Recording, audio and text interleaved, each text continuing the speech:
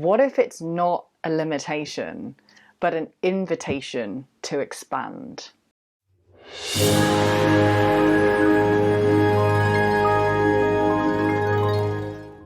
Hello and welcome to Temple of Akasha, the home of embodied spirituality with me, Natasha. So let's look at reframing limitations, whether that's a limiting belief or something that you're hitting up against in your external experience that feels like resistance or feels like a barrier, a boundary, or a challenge in some way.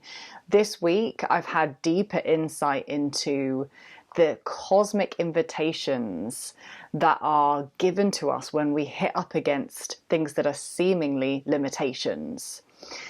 And from a wider perspective, when we zoom out of these kind of human narratives around limitations and challenges, and we see everything on this earth school as an opportunity for the soul to grow, expand, learn, and become more self-realized, we could see that apparent barriers are in fact opportunities for us to pioneer, to become more innovative, to take more inspired action, to get more creative.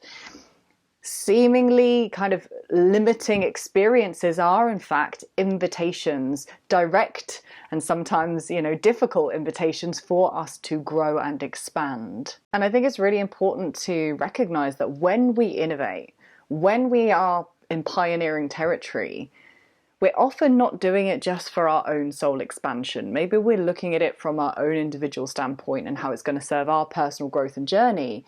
But very often when we are pioneering the way for something new, we're doing so to pave a path for those that follow. Okay, look at all of these kind of inventions and innovations that we take as commonplace around us, like the invention of the light, right? Or products that we use every single day. Someone at some point saw themselves presented with a challenge, a problem, something that they felt the drive to create a solution for. Okay, that's the invitation with barriers.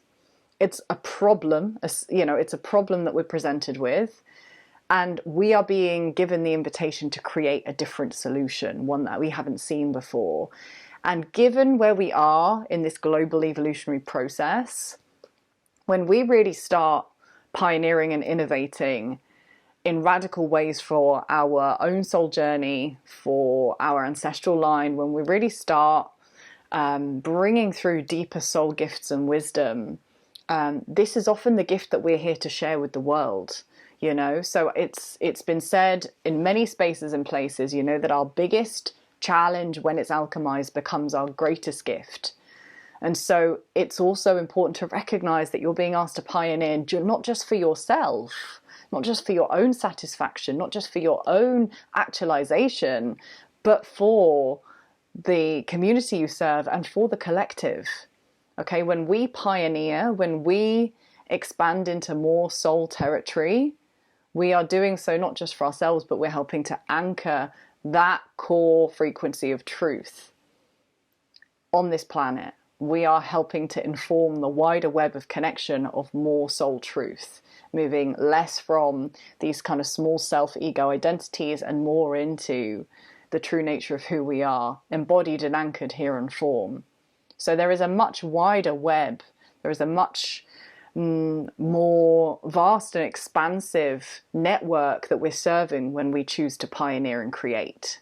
I would really love for you, if you take anything away from this experience, from this video, from this transmission, to explore within your own reality where it feels that you're hitting up against resistance, where you feel that you are meeting supposed limitations, whether that's within your own being or in an aspect of your life that doesn't feel like it's moving much, where you feel like you're reaching points of stagnation, where you feel like you're really kind of struggling to gain momentum, to mobilize in that area, whether it's, finding a partner after being single for many years, whether that is, getting more clients in your business or growing your business, whether that is in, your spiritual journey, and gaining more awareness, or perhaps feeling more confident within your own being, whatever it is that you feel that you're hitting up against as a place of resistance or a supposed barrier, I would really invite you to reframe, to flip the script, as I've spoken about before, and to consider that, in fact, your soul is asking you to start pioneering. And this is, I think, the real crux of today's video. It's recognizing that what we're doing here on earth is really not about the thing we're doing. It's about the state of consciousness that is cultivated through the doing. So I'm going to give you a personal example. For those of you that have been following my journey, that have been in the temple space with me for a while, you'll know that perhaps, money and finances and kind of material stability, it's been a real challenge for me.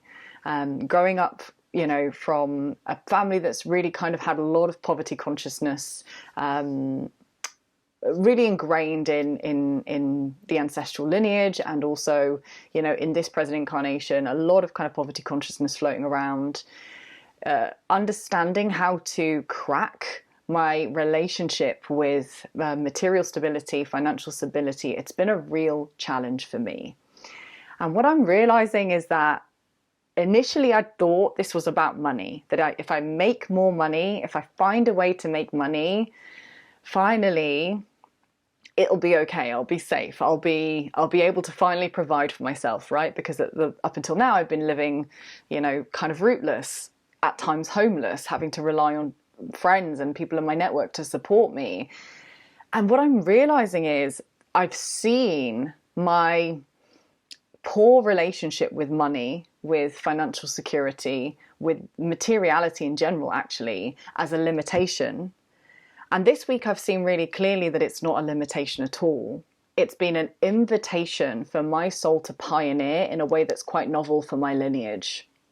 So I've come from a background of like a parental background, but a wider and deeper ancestral background of a lot of poverty, at least in recent generations. And so I haven't had people in my experience that have been able to model to me what healthy relationship with money looks like, what empowered relationship with money looks like, even more crucially.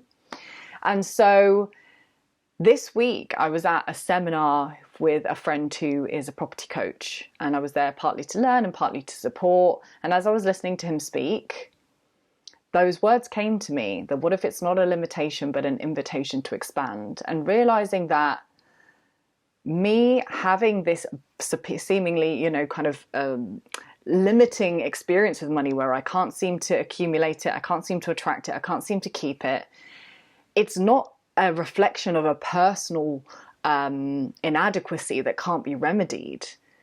It's showing me that there is an invitation for me to expand beyond a known paradigm and a known way of being and interacting with money that isn't currently known to me, but can be learned, can be expanded into. And what I'm realizing is that having done so much work with, abundance mindsets and understanding my limiting beliefs around money, intellectually and conceptually, I know where the barriers lie with money for me, but I've still been feeling really disempowered with money. So a really great gateway question into this exploration is to identify the point of resistance in your life, whether that's in relationship with money, with work, with your community, your relationship with food, exercise, confidence, whatever it is. Scan your experience, find the place or places that feel like you're hitting up against limitations or barriers, and ask yourself, when you hit up against that supposed limitation, for me, not earning or attracting or creating assistant income for myself, how does it make me feel? It makes me feel powerless. So that's really what comes through for me. My relationship with money makes me feel incredibly disempowered. And so the next question we can ask, once we've answered the question of how does this place, this point of resistance, make me feel, the next question we can ask is, what can I do practically to feel more empowered? And what I've realized is that I have no financial literacy or education. So money has felt like this big, ominous, impenetrable thing to me that has so much power over me, Not because it actually has power over me, but because I don't understand how to work with it or manage it. When I think about having a lot of money, there is this sense in my field that I just want to push it out. Why would I want to push out lots of money when I really would love to have more security? Because I'm terrified of not knowing how to manage it. I'm terrified of not feeling like I'm able to be responsible for it, that I don't know what to do with it. I feel powerless with it. And as I've been kind of slowly peeling back these deeper layers over the last few weeks, I'm reading Rich Dad Poor Dad for the first time. I've been to this seminar. I'm really starting to expose myself to more people in my field who are financially literate. I'm seeing the gaps in my awareness. It's not, you know, the energetic, spiritual necessarily, the kind of, you know, non-physical aspect. It's actually a very grounded lack of awareness, and that can be changed. Anything can be changed, whether it's more tangible or intangible. But my gaps in awareness are very practical. I don't have financial literacy. I don't know how to manage my money effectively. I don't know the basics of money management, and I've been very avoidant of it. It feels very ominous to me, but I'm realizing that I have a lot of intelligence, and that if I really want to change my situation, becoming financially literate is going to be really helpful for feeling empowered with money. And so at a practical level, I am slowly learning how to educate myself on finances, how to reframe my relationship with money so that it's not this ominous looming force that has power over me, but it's actually a tool that I co-create with. And many resources that I've been kind of reading about or listening to, they speak about money, finances being like a tree that we nourish and we water. You know, we actually have an opportunity to work with this resource, this physical resource that we use as an exchange of value here on Earth right now, for it to actually work for us. But we need to know how to tend to that tree. Just as if we're going to, you know, try and plant a herb garden or grow our own vegetables, we need to know the conditions that are ripe, that are going to support the nourishment of whatever crops it is that we're looking to grow. So we actually need to educate ourselves. For me, I need financial education. For you, what's the invitation to expand into? How are you being invited to innovate?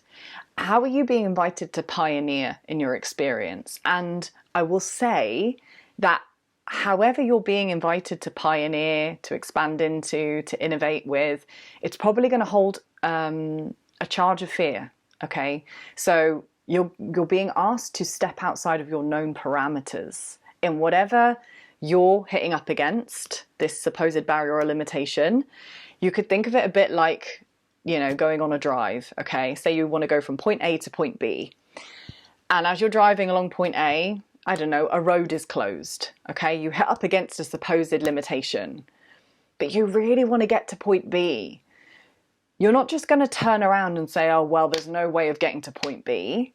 The invitation is to find another route, to reroute. Okay, it may take some planning. You may have to stop. You may have to learn and educate yourself on other routes.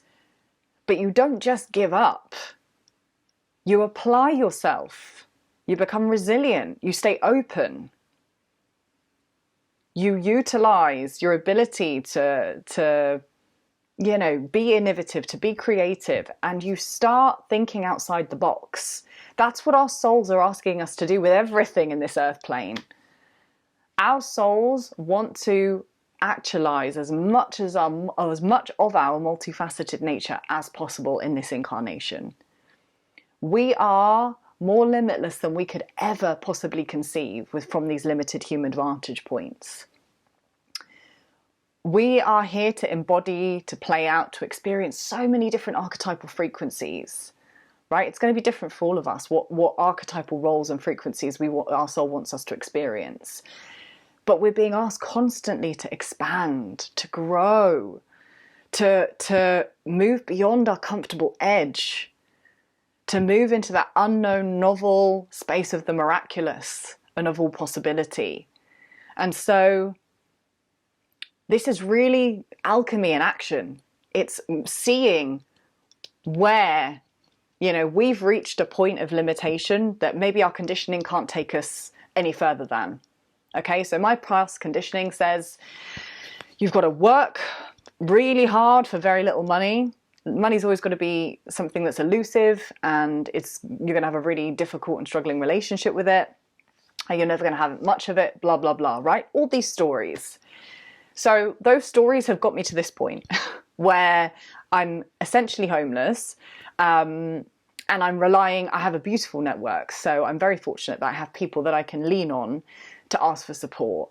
But ultimately, if I want to reach my goals, which is to impact a lot of people's lives, to be able to empower and support a lot of people, and to also create stability for myself, I can't keep living this way. That conditioning, right, that's been inherited from parental, familial, societal, wonky programming, that's not going to take me to my goal. That's not going to take me to point B. I've got to innovate. My soul is saying, okay, that worked to get them this far, right? And maybe they're content with going this far, with having very little. I'm not. I want to expand into unknown territory.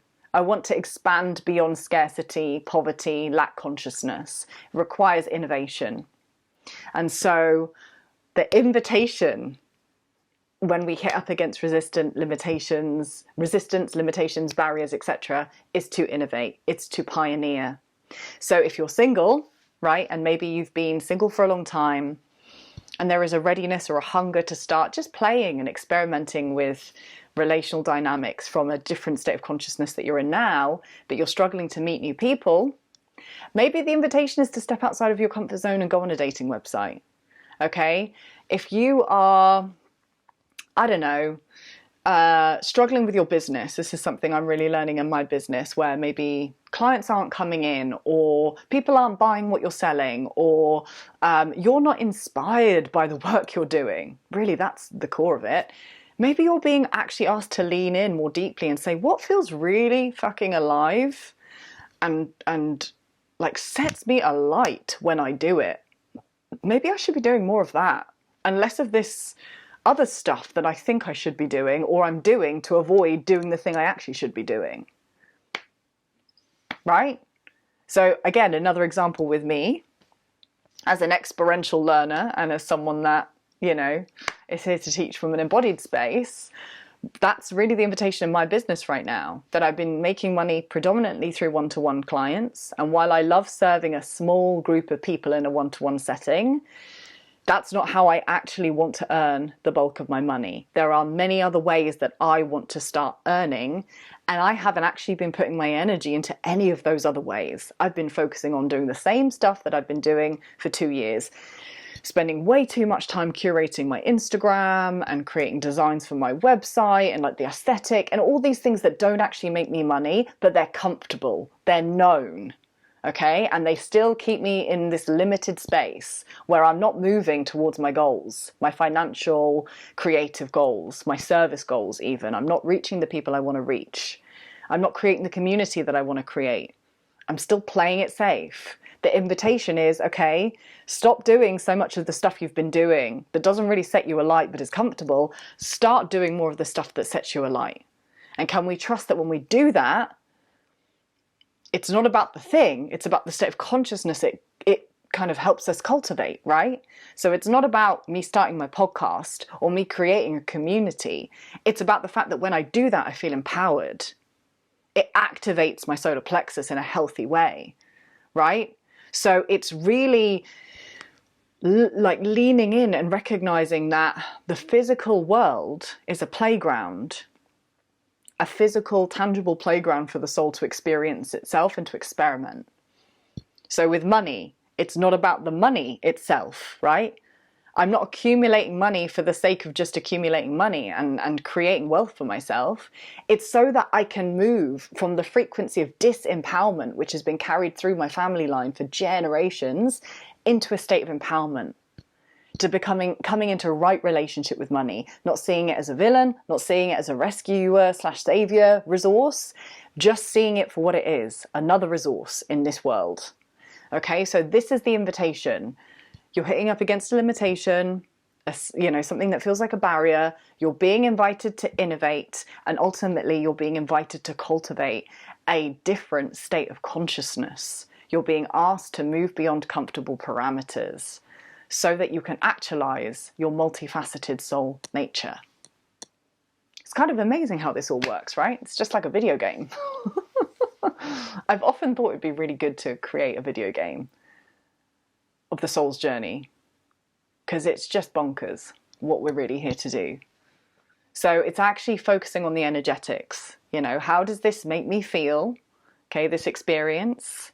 What would make me feel more alive, more impassioned, more in joy, more powerful? Okay, rather than feeling helpless, powerless, less than, whatever the story is. What practical things do I know to be true that would get me to that space of empowerment, of aliveness again? But maybe I'm really fucking scared to do because it's out of my comfort zone, because it's not within the known parameters. Move towards that. And I promise that life will meet you halfway. It always does. But we have to continue this process over and over and over again. And just when we get comfy, life is going to ask us to expand again. That's why we're here. It's a beautiful game. It's a beautiful journey. So I'm sending you lots of love. Thank you for listening. Would love to hear your experiences if you've got something to share in the comments below. And I really look forward to connecting with you again in the next transmission.